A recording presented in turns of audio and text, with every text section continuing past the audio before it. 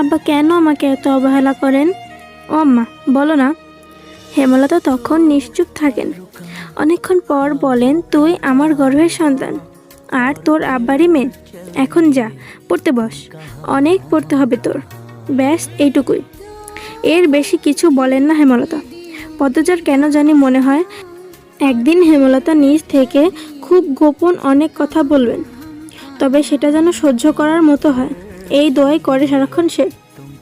এত কি ভাবছিস, তাড়াতাড়ি খেয়ে উঠ। হেমলতার কথায় পদ্মজার ভাবনা সত্য ছিল। দ্রুত খেয়ে উঠে। আজ আমের আচার বানানোর কথা ছিল। সন্ধ্যা কাটতেই বিদ্যুৎ চলে গেল। কয়েক মাস হলো গ্রামে বিদ্যুৎ এসেছে। ৮ পাড়া গ্রাম মিলে অলন্দপুর, তাদের গ্রামের নামটাও ৮ পাড়া। প্রতিদিন নিয়মিত করে সন্ধ্যা থেকে ৩ ঘন্টা গ্রাম অন্ধকারে তলিয়ে থাকে। আর সারাদিন তো বিদ্যুৎ এর নামগন্ধও থাকে না। বিদ্যুৎ দিয়ে লাভটা কি হলো? পদ্মজা, পূর্ণা, প্রেমা ৩ বোন একসাথে পড়তে বসেছিল। বাড়ি অন্ধকার হতেই ৯ বছরের প্রেমা খামচে ধরে পদ্মজার ওড়না। পদ্মজা মৃদু স্বরে ডাকল, আম্মা, আম্মা, আয় টর্চ নিয়ে যা। হেমলতার আহ্বানে পদ্মজা উঠে দাঁড়ালো। প্রেমা অন্ধকার খুব ভয় পায়। পদ্মজার ওড়না ছেড়ে পূর্ণার হাত চেপে ধরে। টর্চ নিয়ে রুমে ঢোকার মুহূর্তে পদ্মজা গেট খোলার আওয়াজ পেল। উকি দিয়ে হানিফকে দেখে সে দ্রুত রুমে ঢুকে পড়ল। হানিফ পদ্মজার সৎ মামা। বুবু, বাড়ি অন্ধকার কেন? বাত্তি তাত্তি জ্বালাও নাই? হানিফের কণ্ঠ।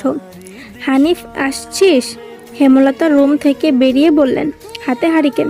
হানিফ সবকটি দাঁত বের করে হাসলো, বলল, হ আমি। আয় ভেতরে আয়। হানিফ বারান্দা পেরিয়ে বড় ঘরে ঢুকে বলল, তোমার সেরিগুলান কইতে? আছে রুমে, পড়ছে। এই অন্ধকারেও পড়ে? হেমলতা কিছু বললেন না। হানিফ এই বাড়িতে আসলে কেন জানি খুব অস্বস্তি হয় অকারণেই। ওদের খাওয়ার সময় হয়েছে, তুইও খেয়ে নে। এইখানেই খামু না তোমার সরাইখানা যাইতে হইব?